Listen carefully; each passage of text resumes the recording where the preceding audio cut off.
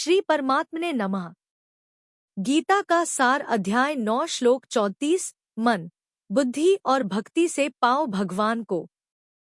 स्वागत है गीता का सार, जगत का सार में। कृपया इस दिव्य ज्ञान को अधूरा न सुने, क्योंकि इससे गीता जी का अनादर हो सकता है। यदि आपके पास समय कम है तो आप शुरुआत में ही छोड़ सकते हैं। हम यह भगवान बुरा नहीं मानेंगे। कल हमने जाना था कि भगवान कहते हैं, जब स्त्रियां, वैश्य, शूद्र और पापियोनी तक मोक्ष प्राप्त कर सकते हैं, तो पुण्यात्मा भक्तों का क्या कहना। जीवन दुखमय और अनित्य है, इसलिए हमें इसी जीवन में भगवान का स्मरण करना चाहिए। श्लोक। मन्मना भव मद्भक्तो मद्याजी मां नमस्कुरु। मां वैश्यसी युक्तवैव मात्मानन मत्परायणा। भावार्थ। हे अर्जुन, तू मुझ में मन लगा, मेरा भक्त बन, मेरी पूजा कर और मुझे नमस्कार कर। इस प्रकार मुझ में लीन होकर तू मुझे ही प्राप्त होगा।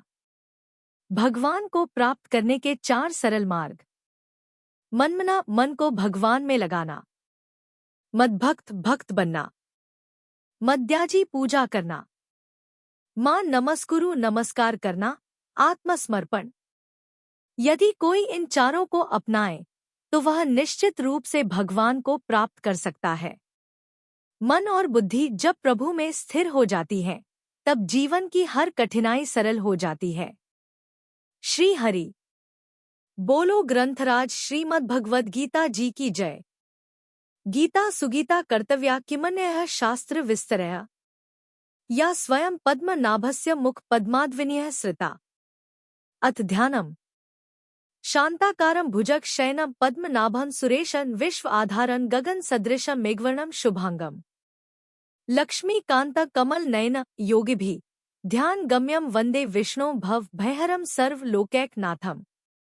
यं ब्रह्मा वरुणेन्द्र रुद्रमृतः स्तुन्वन्ति दिव्यैः स्तवैर्वेदैः सांग पद क्रमोपनिषदे गायन्ति यं सामगाः। ध्यान अवस्थित तद्गतेन मनसा पश्यन्ति यः योगिनो यस्यान्तं न विदुः सुर असुरगणा देवाय तस्मै नमः। वसुदेव सुतं देव कंस चाणूर मर्दनम। देवकी परमानंदम कृष्ण वंदे जगद्गुरुम। श्लोक 34। मन्मना भव मद्भक्तो मद्याजी मां नमस्कुरु। मां वैश्यसी युक्त वैव मात्मान मत्परायण। उच्चारण की विधि। मन्मना भव मद्भक्त मद्याजी मां नमस्कुरु। माम एव ऐश्यसी युक्त्वा एवं आत्मानम मत्परायण। 34। शब्दार्थ। मन्मना अर्थात मुझ में मन वाला, भव अर्थात हो, मद्भक्त अर्थात मेरा भक्त, भव अर्थात बन, मद्याजी अर्थात मेरा पूजन करने वाला, भव अर्थात हो, माम अर्थात मुझको, नमस्कुरु अर्थात प्रणाम कर, एवं अर्थात इस प्रकार, आत्मानम अर्थात आत्मा को, मुझ में, युक्त्वा अर्थात नियुक्त करके, मत्परायण अर्थात मेरे परायण होकर, तू, माम अर्थात मुझको, एव अर्थात ही, ऐश्यसी अर्थात प्राप्त होगा। अर्थ। मुझ में मन वाला हो, मेरा भक्त बन, मेरा पूजन करने वाला हो, मुझको प्रणाम कर। इस प्रकार आत्मा को मुझ में नियुक्त करके मेरे परायण होकर तू मुझको ही प्राप्त होगा। 34। व्याख्या। अपने हृदय की बात वहीं कही जाती है जहां सुनने वाले में कहने वाले के प्रति दोष दृष्टि न हो, प्रत्युत आदर भाव हो। अर्जुन दोष दृष्टि से रहित हैं, इसलिए भगवान ने उनको अनसुइवे 9:1 कहा है। इसी कारण भगवान यहां अर्जुन के सामने अपने हृदय की गोपनीय बात कह रहे हैं। मद्भक्त, मेरा भक्त हो जा, कहने का तात्पर्य है कि तू केवल मेरे साथ ही अपनापन कर, केवल मेरे साथ ही संबंध जोड़, जो कि अनादिकाल से स्वतः सिद्ध है।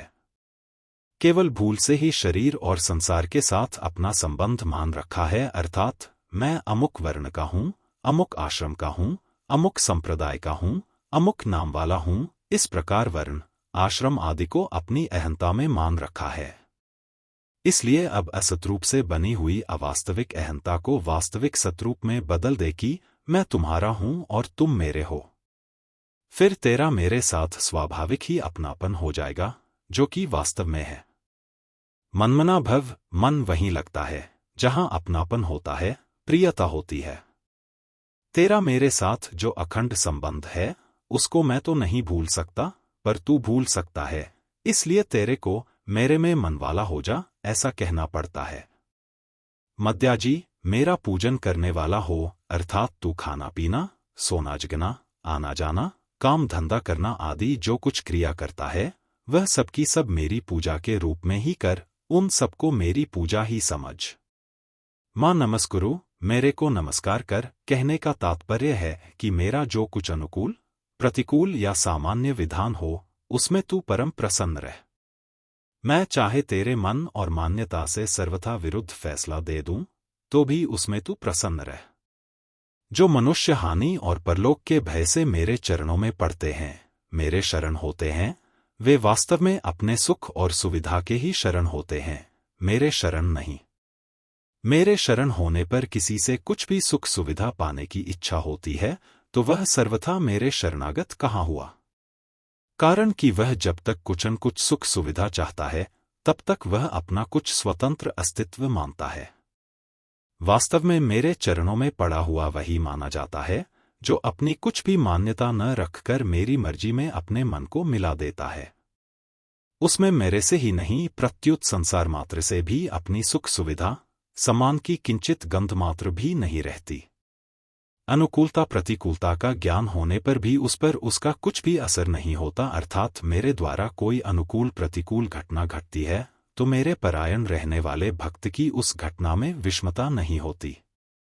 अनुकूल प्रतिकूल का ज्ञान होने पर भी वह घटना उसको दो रूप से नहीं दिखती, प्रत्युत केवल मेरी कृपा रूप से दिखती है। मेरा किया हुआ विधान चाहे शरीर के अनुकूल हो चाहे प्रतिकूल हो, मेरे विधान से कैसी भी घटना घटे उसको मेरा दिया हुआ प्रसाद मानकर परम प्रसन्न रहना चाहिए। अगर मन के प्रतिकूल से प्रतिकूल घटना घटती है तो उसमें मेरी विशेष कृपा माननी चाहिए, क्योंकि उस घटना में उसकी सम्मति नहीं है। अनुकूल घटना में उसकी जितने अंश में सम्मति हो जाती है उतने अंश में वह घटना उसके लिए अपवित्र हो जाती है। परंतु प्रतिकूल घटना में केवल मेरा ही किया हुआ शुद्ध विधान होता है, इस बात को लेकर उसको परम प्रसन्न होना चाहिए। मनुष्य प्रतिकूल घटना को चाहता नहीं, करता नहीं और उसमें उसका अनुमोदन भी नहीं रहता, फिर भी ऐसी घटना घटती है तो उस घटना को उपस्थित करने में कोई भी निमित्त क्यों न बने और वह भी भले ही किसी को निमित्त मान ले, पर वास्तव में उस घटना को घटाने में मेरा ही हाथ है, मेरी ही मर्जी है। राम कीन्ह चाहि सोई होई, करे अन्यथा अस नहीं कोई। मानस 1:128। इसलिए मनुष्य को उस घटना में दुखी होना और चिंता करना तो दूर रहा, प्रत्युत उसमें अधिक से अधिक प्रसन्न होना चाहिए। उसकी यह प्रसन्नता मेरे विधान को लेकर नहीं होनी चाहिए, किंतु मेरे को, विधान करने वाले को, लेकर होनी चाहिए। कारण कि अगर उसमें उस मनुष्य का मंगल न होता तो प्राणी मात्र का परम सुहृद मैं उसके लिए ऐसी घटना क्यों घटाता। इसी प्रकार हे अर्जुन, तू भी सर्वथा मेरे चरणों में पड़ जा, अर्थात मेरे प्रत्येक विधान में परम प्रसन्न रह। जैसे कोई किसी का अपराध करता है तो वह उसके सामने जाकर लंबा पड़ जाता है और उससे कहता है कि आप चाहे दंड दें, चाहे पुरस्कार दें, चाहे दुत्कार दें, चाहे जो करें, उसी में मेरी परम प्रसन्नता है। उसके मन में यह नहीं रहता कि सामने वाला मेरे अनुकूल ही फैसला दे। ऐसे ही भक्त भगवान के सर्वथा शरण हो जाता है तो भगवान से कह देता है कि हे प्रभो, मैंने न जाने किन किन जन्मों में आपके प्रतिकूल क्या क्या आचरण किए हैं, इसका मेरे को पता नहीं है, परंतु उन कर्मों के अनुरूप आप जो परिस्थिति भेजेंगे वह मेरे लिए सर्वथा कल्याणकारक ही होगी। इसलिए मेरे को किसी भी परिस्थिति में किंचन मात्र भी असंतोष न होकर प्रसन्नता ही प्रसन्नता होगी।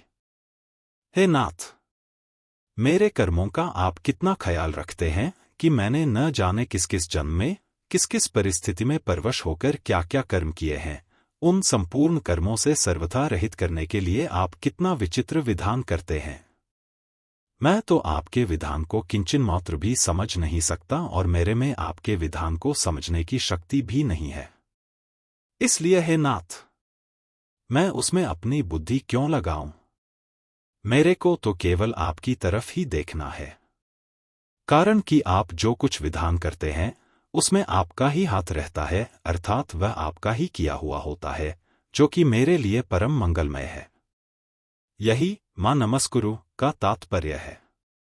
माम वैश्यसी युक्त वैवमात्मान मतपरायण यहाँ एवं का तात्पर्य है कि मद्भक्त से तू स्वयं मेरे अर्पित हो गया, मनमना से तेरा अंतःकरण मेरे परायण हो गया, मद्याजी से तेरी मात्र क्रियाएं और पदार्थ मेरी पूजा सामग्री बन गए, और मां नमस्कुरु से तेरा शरीर मेरे चरणों के अर्पित हो गया।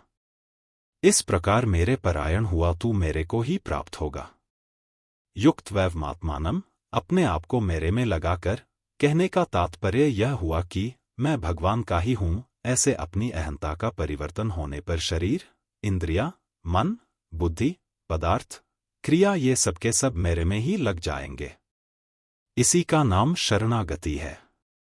ऐसी शरणागति होने पर मेरी ही प्राप्ति होगी, इसमें संदेह नहीं है। मेरी प्राप्ति में संदेह वहीं होता है जहां मेरे सिवाय दूसरे की कामना है, आदर है, महत्व बुद्धि है। कारण की कामना, महत्व बुद्धि, आसक्ति आदि होने पर सब जगह परिपूर्ण रहते हुए भी मेरी प्राप्ति नहीं होती। मतपरायण का तात्पर्य है कि मेरी मर्जी के बिना कुछ भी करने कराने की किंचन मात्र भी स्फुरना नहीं रहे, मेरे साथ सर्वथा अभिन्न होकर मेरे हाथ का खिलौना बन जाए। विशेष बात 1. भगवान का भक्त बनने से, भगवान के साथ अपनापन करने से, मैं भगवान का हूं, इस प्रकार अहंता को बदल देने से मनुष्य में बहुत जल्दी परिवर्तन हो जाता है। वह परिवर्तन यह होगा कि वह भगवान में मन वाला हो जाएगा, भगवान का पूजन करने वाला बन जाएगा और भगवान के मात्र विधान में प्रसन्न रहेगा। इस प्रकार इन चारों बातों से शरणागति पूर्ण हो जाती है। परंतु इन चारों में मुख्यता भगवान का भक्त बनने की ही है। कारण कि जो स्वयं भगवान का हो जाता है उसके न मन बुद्धि अपने रहते हैं, न पदार्थ और क्रिया अपने रहते हैं, और न शरीर अपना रहता है। तात्पर्य है कि लौकिक दृष्टि में जो अपनी कहलाने वाली चीजें हैं, जो कि उत्पन्न और नष्ट होने वाली हैं, उनमें से कोई भी चीज अपनी नहीं रहती। स्वयं के अर्पित हो जाने से मात्र प्राकृत चीजें भगवान की ही हो जाती हैं। उनमें से अपनी ममता उठ जाती है। उनमें ममता करना ही गलती थी, वह गलती सर्वथा मिट जाती है। 2. मनुष्य संसार के साथ कितनी ही एकता मान ले तो भी वे संसार को नहीं जान सकते। ऐसे ही शरीर के साथ कितनी ही अभिन्नता मान ले तो भी वे शरीर के साथ एक नहीं हो सकते और उसको जान भी नहीं सकते। वास्तव में संसार शरीर से अलग होकर ही उनको जान सकते हैं। इस रीति से परमात्मा से अलग रहते हुए परमात्मा को यथार्थ रूप से नहीं जान सकते। परमात्मा को तो वे ही जान सकते हैं जो परमात्मा से एक हो गए हैं, अर्थात जिन्होंने मैं और मेरापन सर्वथा भगवान के समर्पित कर दिया है। मैं और मेरापन तो दूर रहा, मैं और मेरे पन की गंध भी अपने में न रहे कि मैं भी कुछ हूं, मेरा भी कोई सिद्धांत है, मेरी भी कुछ मान्यता है आदि। जैसे प्राणी शरीर के साथ अपनी एकता मान लेता है तो स्वाभाविक ही शरीर का सुख दुख अपना सुख दुख दिखता है। फिर उसको शरीर से अलग अपने अस्तित्व का भान नहीं होता। ऐसे ही भगवान के साथ अपनी स्वतः सिद्ध एकता का अनुभव होने पर भक्त का अपना किंचन मात्र भी अलग अस्तित्व नहीं रहता। जैसे संसार में भगवान की मर्जी से जो कुछ परिवर्तन होता है उसका भक्त पर असर नहीं पड़ता, ऐसे ही उसके स्थूल, सूक्ष्म और कारण शरीर में जो कुछ परिवर्तन होता है उसका उस पर कुछ भी असर नहीं पड़ता।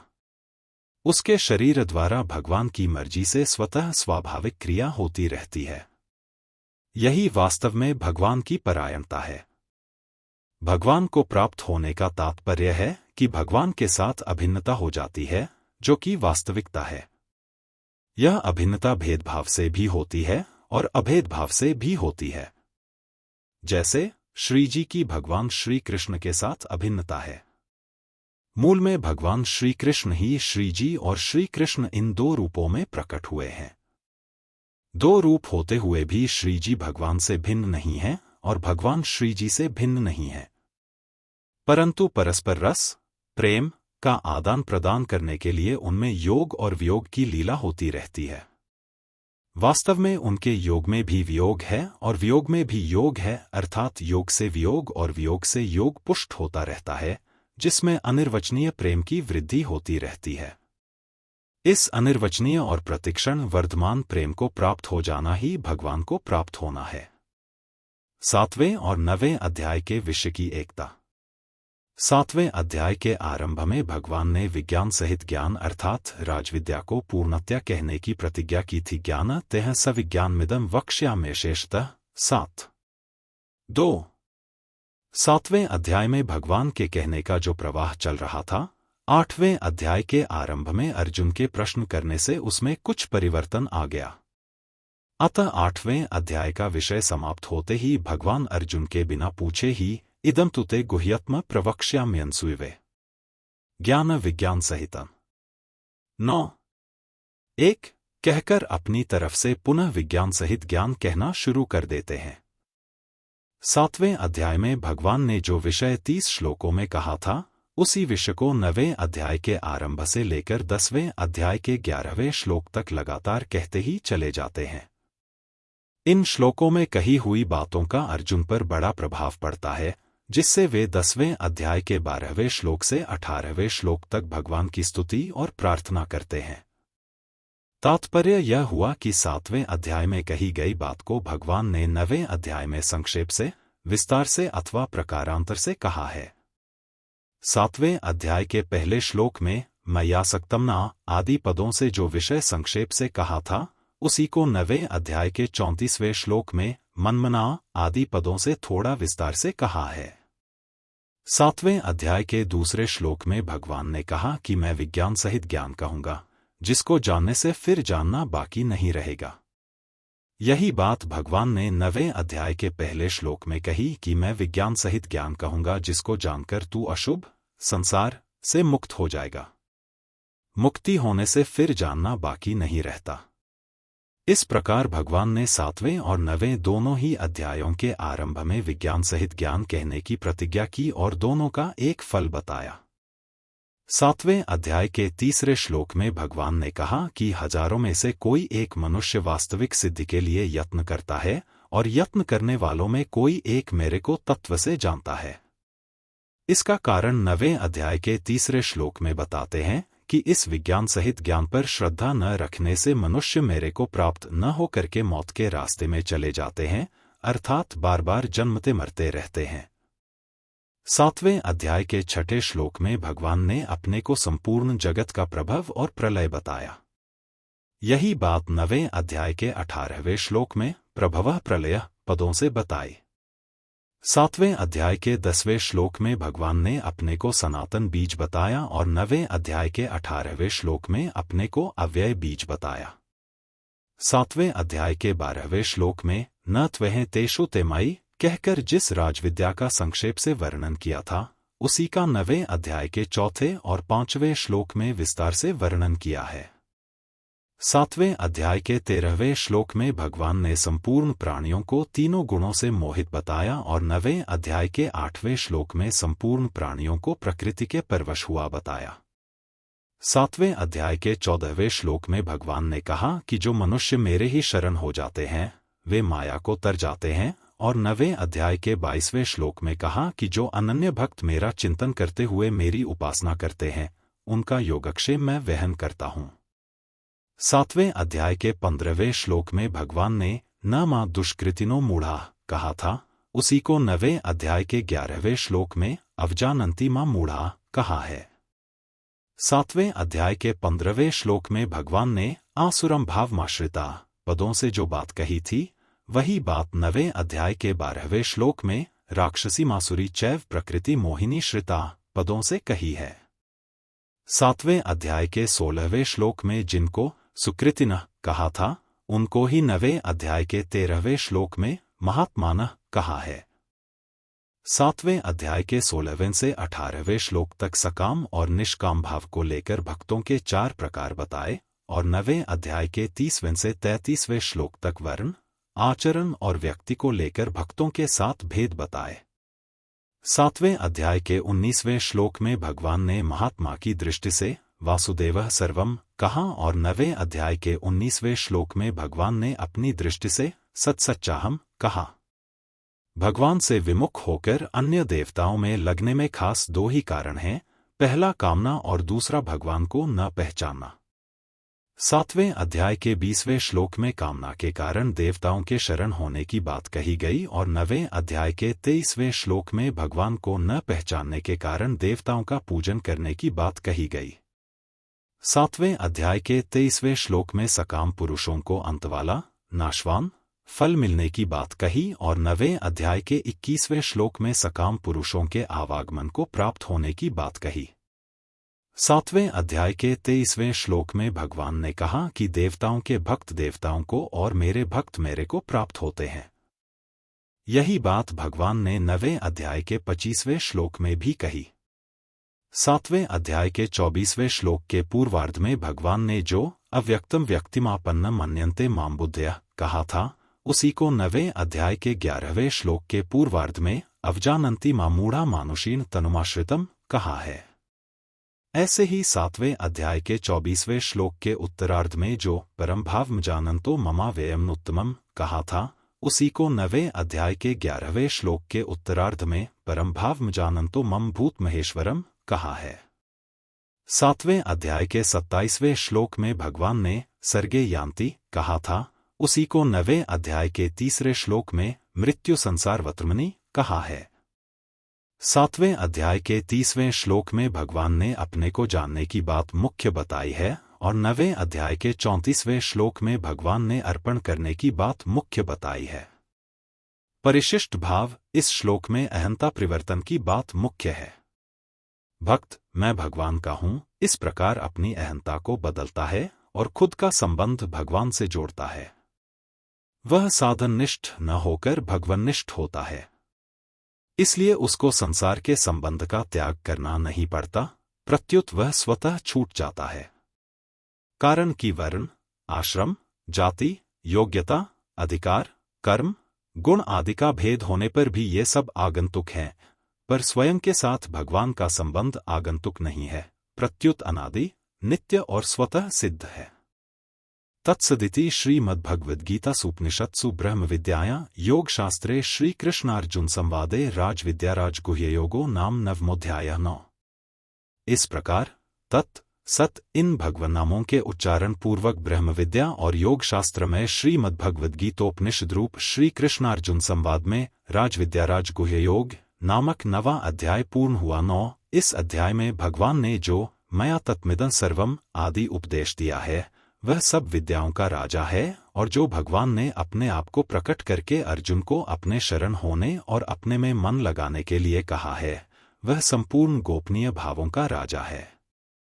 इन दोनों राजविद्या और राजगुह्य को तत्व से समझ लेने पर योग नित्य योग का अनुभव हो जाता है।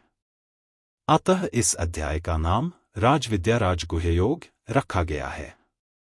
9वें अध्याय के पद अक्षर और उवाच 1 इस अध्याय में अथ नवमोऽध्याय के 3 श्री भगवान उवाच के 2 श्लोकों के 446 और पुष्पिका के 13 पद हैं। इस प्रकार संपूर्ण पदों का योग 464 है। 2 अथ नवमोऽध्याय के 7 श्री भगवान उवाच के 7 श्लोकों के 1112 और पुष्पिका के 51 अक्षर हैं। इस प्रकार संपूर्ण अक्षरों का योग 1177 है। इस अध्याय के 34 श्लोकों में से 20वां और 21वां ये 2 श्लोक 44 अक्षरों के हैं और शेष 32 श्लोक 32 अक्षरों के हैं। 3 इस अध्याय में 4 श्री भगवान उवाच 9वें अध्याय में प्रयुक्त छंद। इस अध्याय के 34 श्लोकों में से 20वां और 21वां ये 2 श्लोक उपजाति छंद वाले हैं। बचे हुए 32 श्लोकों में से पहले श्लोक के प्रथम चरण में भगण और तृतीय चरण में नगण प्रयुक्त होने से संकीर्ण विपुला, दूसरे श्लोक के प्रथम चरण में रगण प्रयुक्त होने से रविपुला, तीसरे और 10वें श्लोक के प्रथम चरण में भगण प्रयुक्त होने से भविपुला, 17वें श्लोक के प्रथम चरण में और 13वें तथा 26वें श्लोक के तृतीय चरण में नगण प्रयुक्त होने से न विपुला संज्ञा वाले छंद हैं। शेष 25 श्लोक ठीक पथ्यावक्त्र अनुष्टुप छंद के लक्षणों से युक्त हैं। 9वें अध्याय का सार। भगवान ने 7वें अध्याय से ज्ञान और विज्ञान का विषय कहना आरंभ किया है। ज्ञान से संसार से मुक्ति होती है और विज्ञान से भगवान में प्रेम होता है। बीच में अर्जुन के प्रश्न करने पर 8वें अध्याय में दूसरा विषय चला, परंतु 9वें अध्याय से भगवान पुनः वही विषय कहना आरंभ करते हैं। 7वें अध्याय में भगवान ने संसार की उत्पत्ति का कारण बताया कि परा और अपरा इन दोनों मेरी प्रकृतियों के संयोग से ही संपूर्ण प्राणियों की उत्पत्ति होती है। 6ठा श्लोक। परंतु 9वें अध्याय में संसार की स्थिति बताते हैं कि जिनकी दृष्टि में संसार की सत्ता है, उन साधकों के लिए संसार मेरे में है और मैं संसार में हूं। 4था, 5वां, 6ठा श्लोक। इसी को 6ठे अध्याय में कहा है, यो मा पश्यति सर्वत्र सर्वम च मयि पश्यति। 6:30। परंतु जिन सिद्ध महापुरुषों की दृष्टि में संसार की स्वतंत्र सत्ता नहीं है, उनकी दृष्टि में एक मैं ही मैं हूं, वासुदेवः सर्वम। भगवान कहते हैं कि यद्यपि संपूर्ण प्राणियों को उत्पन्न करने वाला तथा धारण करने वाला मैं ही हूं, तथापि मैं उन प्राणियों के आश्रित नहीं हूं, प्रत्युत वे प्राणी ही मेरे आश्रित हैं। 9वें अध्याय का 5वां श्लोक। जैसे आकाश में रहने वाली वायु आकाश के आश्रित होती है, पर आकाश वायु के आश्रित नहीं होता, ऐसे ही परा और अपरा प्रकृति तो भगवान का स्वभाव होने से भगवान के आश्रित, अधीन है, पर भगवान परा और अपरा प्रकृति के आश्रित नहीं है। इसलिए जैसे वायु आकाश से ही उत्पन्न होती है, आकाश में ही स्थित रहती है और आकाश में ही लीन होती है, ऐसे ही संपूर्ण प्राणी महासर्ग में भगवान से ही प्रकट होते हैं, भगवान में ही स्थित रहते हैं और महाप्रलय में भगवान में ही लीन होते हैं। 7वां श्लोक। तात्पर्य है कि संपूर्ण प्राणी प्रकृति के आश्रित हैं और प्रकृति भगवान के आश्रित है। 8वां श्लोक। दूसरे शब्दों में, भगवान के एक अंश में प्रकृति है और प्रकृति के एक अंश में प्राणी है। इसलिए सृष्टि की रचना करने पर भी भगवान सृष्टि रचना रूप कर्म से बंधते नहीं। 9वां श्लोक। क्योंकि वास्तव में सृष्टि रचना का कार्य भगवान के आश्रित रहने वाली प्रकृति ही करती है। 10वां श्लोक। इस रहस्य को न जानने के कारण बेसमझ लोग भगवान को भी अपनी तरह शरीर, अपरा के आश्रित मान लेते हैं कि जैसे हम शरीर के बिना नहीं रह सकते, ऐसे ही भगवान भी शरीर के बिना नहीं रह सकते। 11वां श्लोक। ऐसे लोग आसुरी, राक्षसी और मोहिनी प्रकृति के आश्रित रहने वाले होते हैं। 12वां श्लोक। वास्तव में जैसे मनुष्य में शरीर और शरीरी का भेद रहता है, ऐसे भगवान में शरीर शरीरी का भेद नहीं है। सच्चामर्जुन 9:19। इसलिए जो मनुष्य भगवान को प्रकृति के आश्रित नहीं समझते, वे दैवी प्रकृति के आश्रित रहने वाले होते हैं, अर्थात वे प्रकृति के आश्रित न होकर भगवान के आश्रित होते हैं। 13वां श्लोक। भगवान के आश्रित होने के कारण वे महात्मा कहलाते हैं। कर्मयोग शरीर, अपरा की मुख्यता से चलता है और ज्ञानयोग शरीरी, परा की मुख्यता से चलता है। एक देश, शरीर अथवा शरीरी को लेकर चलने से कर्मयोगी और ज्ञानयोगी एक देशीय होते हैं, परंतु भक्तियोग भगवान की मुख्यता से चलता है। इसलिए भक्त को भगवान ने महात्मा अर्थात महान आत्मा कहा है। वे अनन्य मन से भगवान का भजन करते हैं, कारण कि जब उनकी दृष्टि में एक भगवान के सिवाय अन्य की स्वतंत्र सत्ता है ही नहीं, तो फिर उनका मन भगवान को छोड़कर कहाँ जाए। इसलिए वे भगवान में नित्य युक्त रहते हैं, कभी भगवान से अलग होते ही नहीं। नित्य युक्ता 9:14। नित्याभियुक्ता नाम 9:22। साधक कई प्रकार के होते हैं और अलग अलग साधनों से भिन्न भिन्न उपास्य देवों की उपासना करते हैं, परंतु वास्तव में उन सभी साधकों के द्वारा एक ही समग्र भगवान की उपासना होती है। माम उपास्ते 9:15। त्रैविद्या माम 9:20। तेपी मामेव 9:23। अह ही सर्वज्ञाना भोक्ता च प्रभुरेव च 9: 24 कारण कि एक ही भगवान अनेक रूपों में प्रकट हुए हैं। 9 16 से 19 इस रहस्य को न समझने के कारण जो लोग अपने उपास्य देव को भगवान से अलग मानकर सकाम भाव से उनकी उपासना करते हैं, उनकी उपासना वास्तव में भगवान की होने पर भी अविधिपूर्वक होती है। इसलिए उनका पतन हो जाता है, अर्थात वे जन्म मरण को प्राप्त होते हैं। 9वें अध्याय का 23वां-24वां श्लोक। परंतु भगवान की उपासना करने वाले भगवान को ही प्राप्त होते हैं। जो लोग भगवान को छोड़कर अन्य देवी देवताओं की उपासना करते हैं, उनको अनेक नियमों, विधियों आदि की जरूरत पड़ती है, जिसमें बड़ी कठिनता होती है। परंतु भगवान की उपासना में भाव की जरूरत है, क्रियाओं, नियमों, विधियों आदि की जरूरत नहीं है। 9वें अध्याय का 26वां-27वां श्लोक। भगवान क्रियाग्राही नहीं है, प्रत्युत भावग्राही हैं, भावग्राही जनार्दन। इसलिए भक्त को सुगमता पूर्वक भगवान की प्राप्ति हो जाती है। इतना ही नहीं, मनुष्य किसी भी आचरण, वर्ण, आश्रम, जाति आदि का क्यों न हो, वह भगवान का भक्त होकर सुगमता पूर्वक भगवान को प्राप्त हो सकता है। 9वें अध्याय के 30वें से 33वें श्लोक तक। 9वें अध्याय के अंत में भगवान कहते हैं, मनमना भव शून्य। 9 34 इसका तात्पर्य है कि जो कुछ भी है वह मैं ही हूं, मेरे सिवाय और कुछ है ही नहीं। 7वें अध्याय का 29वां श्लोक। इस बात को दृढ़ता से स्वीकार करना ही मनमना भव शून्य आदि पदों का तात्पर्य है। Today's question. प्रश्न, भगवान को प्राप्त करने के लिए श्री कृष्ण के अनुसार कौन सी बातें आवश्यक हैं? अ, तप और यज्ञ।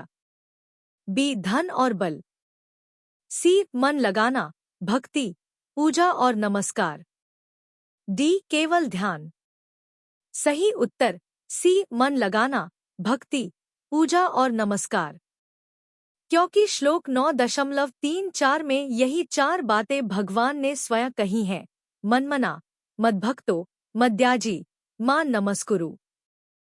अगला अध्याय शुरू होगा। अध्याय 10, विभूति योग। जानिए भगवान कैसे बताते हैं अपने दिव्य गुणों और शक्तियों के बारे में, और क्यों उनका ज्ञान सभी भक्तों के लिए आवश्यक है। Paid book promotion. Speaking Bhagavad Gita in 16 languages. अगर आप गीता को मात्र पढ़ना नहीं बल्कि बोलकर समझना चाहते हैं तो यह पुस्तक आपके लिए है। 16 भाषाओं में गीता का ज्ञान, दिव्य अनुभव और उच्चारण का अभ्यास। Link https://mzn.to/4jjcoy। श्रवण, पठन और उच्चारण तीनों से आत्मा का उत्थान होता है। हर दिन हम गीता के एक नए श्लोक की गहराई से व्याख्या करते हैं, जिससे आपको आध्यात्मिक और व्यावहारिक जीवन में मार्गदर्शन मिले। कमेंट करें और अपने अनुभव साझा करें। क्या आपने कभी गीता से किसी समस्या का समाधान पाया है? कहते हैं कि अगर आप किसी समस्या से गुजर रहे हैं तो श्रीमद् भगवद गीता का चमत्कारिक प्रभाव यही है कि आप प्रभु जी का नाम लेकर कोई भी पृष्ठ खोलें और उसके दाहिने पृष्ठ पर जो पहली पंक्ति होगी वही आपकी समस्या का समाधान होगी। क्या आपने कभी इसे आजमाया है? अगर हाँ, तो हमें बताएं कि आज आपने कौन सा श्लोक पढ़ा और उससे क्या सीखा। कमेंट करें और अपने अनुभव हमारे साथ साझा करें। हो सकता है कि आपका अनुभव किसी और के लिए मार्गदर्शन बन जाए।